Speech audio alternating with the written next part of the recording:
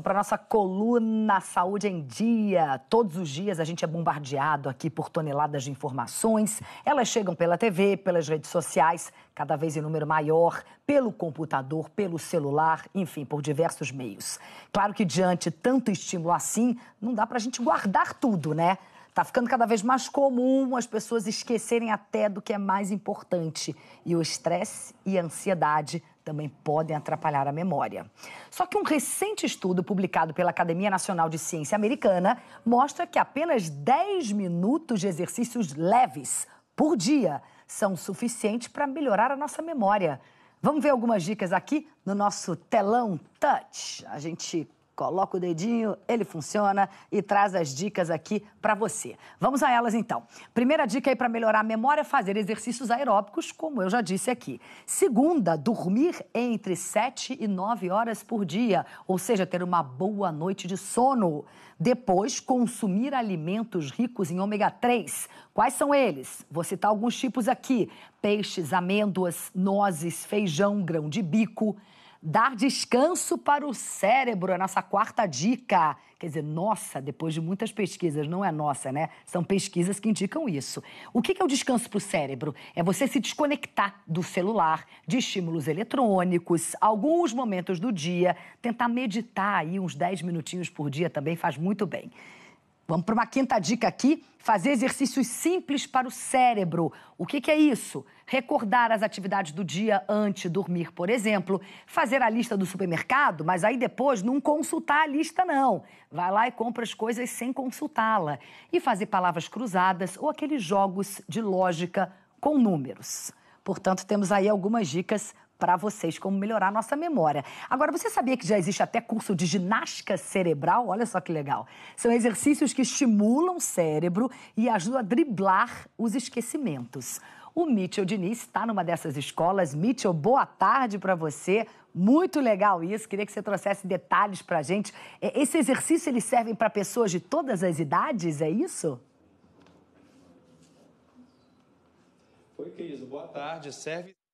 da escola estava me explicando que o único pré-requisito é a pessoa ser alfabetizada. Então, a partir dos 5, 6 anos de idade, a criança já pode fazer esse tipo de ginástica cerebral por aqui também.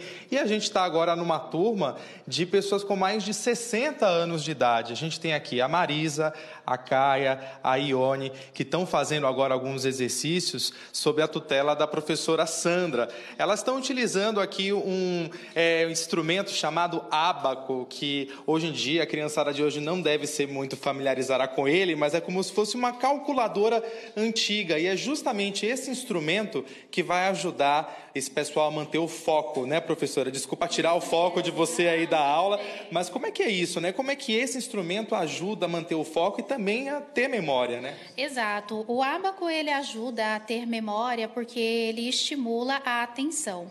E a memória, ela só se cria quando há a atenção focada, a atenção sustentada na atividade que está sendo realizada.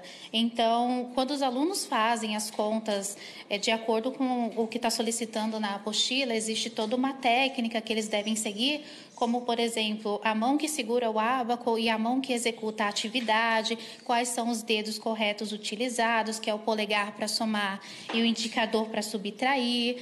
Então, que eles não podem apontar na apostila qual é a sequência de números a ser somadas ou subtraída, porque isso estimula a atenção e o foco e, consequentemente, eles estão estimulando também a memória. E como é que isso ajuda, inclusive, a ter mais autoconfiança? Olha, a partir do momento que eles conseguem executar a atividade sem que eles fiquem inseguros de que estão fazendo certo ou não a atividade, eles estão estimulando a autoconfiança. E Cris, olha, a Sandra, inclusive, já me fez fazer um exercício chamado neuróbica, né? É uma ginástica aí para os neurônios também, para a gente aprender a fazer coisas diferentes no dia a dia. Comigo foi um exercício super simples, a Sandra me fez trocar o relógio de pulso de braço. Eu geralmente uso no pulso esquerdo e agora eu estou usando no pulso direito. Sandra, qual é que é o efeito, né, desse tipo de gesto bem simples, né? A neuróbica, ela tem a função, então, de fazer a real ginástica para o cérebro. Então, quando você executa atividades de uma forma diferente à qual você está habituado, isso cria novas conexões no cérebro. Então, se você tem a tendência a utilizar a mão direita para fazer qualquer coisa, você utilizar a mão esquerda para executar essa mesma ação, isso cria novas conexões no cérebro. Então, algumas dicas de neuróbica que a gente pode dar, por exemplo, trocar o relógio de pulso, tem o hábito de tomar água com a mão direita, né? Segurar o copo com a mão direita. Então, segurar o copo com a mão esquerda, se vestir no escuro ao invés de acender a luz e escolher uma roupa. Tem algumas outras atividades, como, por exemplo, provar alimentos com o nariz tampado para poder sentir, estimular as papilas gustativas, então, e sentir melhor o gosto do alimento. Isso tudo estimula o cérebro e cria essas novas conexões. Tá certo, Sandra, muito obrigado. Agradeço também aqui as alunas, né, por a gente ter podido participar dessa aula. Ione, está funcionando? Está melhorando a memória? Bastante, bastante. Eu estou vendo resultados. Tá ótimo. Muito obrigado por sua participação aqui na Edição das 4. É isso, Cris. Dá para fazer cursos na escola, mas como a Sandra falou, também dá para fazer exercícios em casa, né? Vamos tentar? Tô achando estranho esse relógio aqui nesse braço, viu? Mas faz parte desse exercício mesmo. Muito legal. Tem que tentar mesmo. Tem também essa história de quem é destro, escovar o dente com a mão esquerda e vice-versa, né? Quem é canhoto, escovar com a mão direita. No começo, a escovação fica uma terrível, mas depois ajuda o mouse também do computador, tem várias dicas. Muito legal, Mitch, obrigada, viu? Agradece a todo mundo que está aí com você. Bom, aqui no estúdio eu vou conversar com o neurologista Renato Anguiná, ele é professor de neurologia da Faculdade de Medicina da USP. Professor, muito obrigada por ter vindo aqui mais uma vez para falar desse assunto. Já estou recebendo aqui um monte de perguntas nas redes sociais, mas eu primeiro queria falar um pouquinho dessa pesquisa que a gente trouxe aqui antes do Mitchell entrar, que é o fato de apenas 10 minutos de exercícios leves por dia fazerem efeito na memória. Por que isso acontece? Então, primeiramente, eu queria agradecer o convite e boa tarde a todos, a você e aos espectadores. Bom, na verdade, isso não é tão novo assim.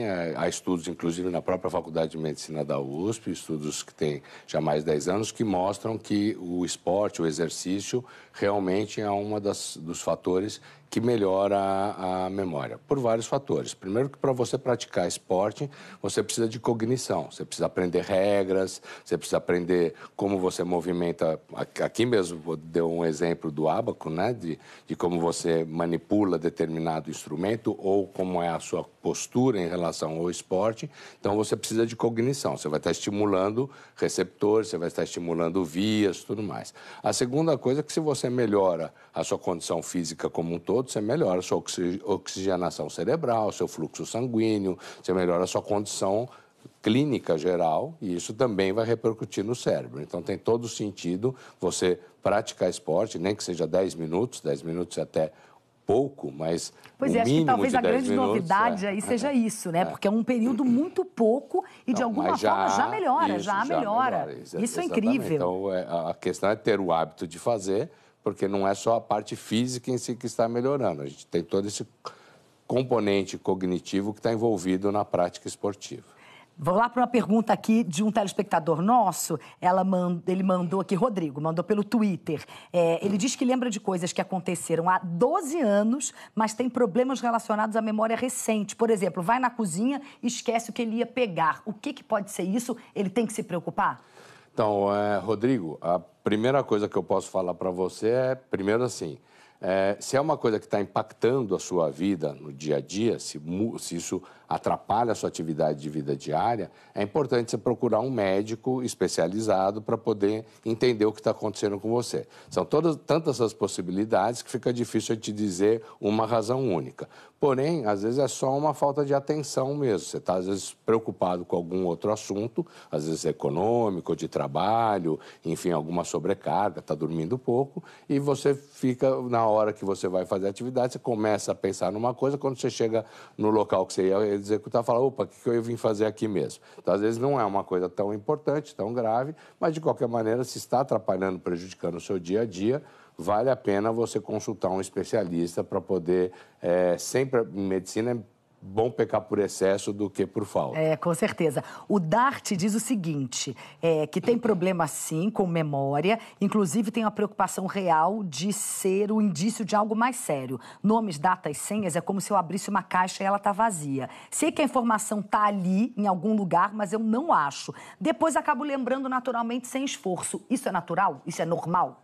Então, ter um problema nunca é normal. Pode ser comum, mas não normal. Então, nós temos que separar em 2 grupos a queixa de memória. Um grupo são pessoas acima de 60 anos. Pessoas acima de 60 anos têm que estar mais atentos a eventuais doenças específicas para essa faixa etária, 60 anos ou mais.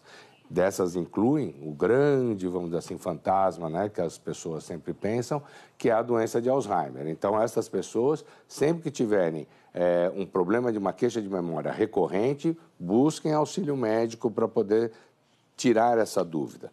As pessoas que têm menos de 60 anos, principalmente pessoas jovens, geralmente são por outras razões, que aí algumas foram elencadas no quadro, né, anteriormente. Então, ou déficit de sono, ou preocupações excessivas, outros problemas acontecendo, o que não deixam de ser tratáveis, né? Uma pessoa que não dorme direito à noite pode procurar um especialista para corrigir esse problema. Mas são naturezas, problemas diferentes.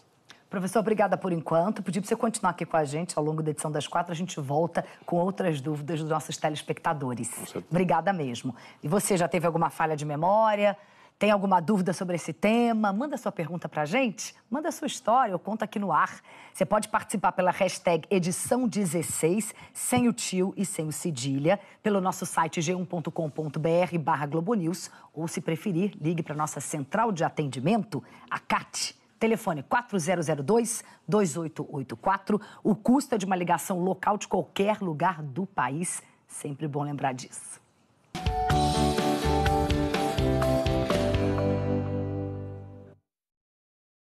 Vamos voltar com a nossa coluna Saúde em Dia. Vou conversar mais uma vez com o neurologista Renato Anguiná, aqui no estúdio, sobre memória. Você sabe que você pode e deve participar, manda sua dúvida pra gente. Professora, eu vou direto aqui para os telespectadores, porque a gente já recebeu muitas dúvidas. Luiz Idalino da Silva, do Rio de Janeiro, diz o seguinte: costumo esquecer das coisas, porém o mais grave é que estou tendo dificuldade na leitura. Ou seja, quando chego ao final do texto, algumas vezes eu já esqueci o que li lá no começo. Como sou motorista de caminhão, aconteceu também de esquecer o itinerário, que é minha rotina. O que seria isso? É um problema? Devo procurar um médico? Luiz, se não me falha a memória. Luiz. Tá com a memória boa. O seu problema, basicamente, né, é difícil a gente dizer sempre à distância, mas parece muito mais de atenção do que de memória. Geralmente, quando nós lemos um texto e chegamos no fim da página e nós não conseguimos capturar o que nós lemos, geralmente é porque está faltando atenção em relação àquela atividade que a gente está fazendo. Então, importante é saber por que você está falhando com a atenção, né? Às vezes é excesso de trabalho, às vezes falta de sono, existem vários motivos para a gente ter esse tipo de sintoma, né? Mas aparentemente não é exatamente um problema de memória. Até na reportagem apareceu que a atenção é a porta de entrada da memória. A gente precisa estar atento para que as informações cheguem nos lugares que o cérebro captura essa informação e transforma em memória. Então, muitas vezes a queixa é de memória, mas a falha é na atenção. Falta de atenção, foco. O Hugo Queiroz perguntou o seguinte: às vezes eu faço caça-palavras. Quanto tempo posso ficar fazendo essa atividade? O que seria o ideal? Então, a grande questão dessas, vamos dizer assim, panaceias que são colocadas, desses tratamentos, entre aspas, de exercícios, tipo palavras cruzadas, caças-palavras, é a novidade. Ou seja, se você nunca fez, é interessante fazer, porque isso cria novas conexões para o seu cérebro, é um aprendizado. Se você fez a vida inteira e aquilo já se automatizou para você, isso não tem muito valor no sentido de estimular novas conexões, novos conteúdos para o seu cérebro. Então, tem que saber o quanto você já fez na sua vida, o quanto isso para você é automático, para poder saber se isso tem alguma utilidade para você ou não. Se for automático, de repente troca de joguinho e vai para aqueles de número, por exemplo. Por exemplo, para poder estimular. Ou seja, na verdade, a palavra-chave é criar possibilidades de aprender sempre.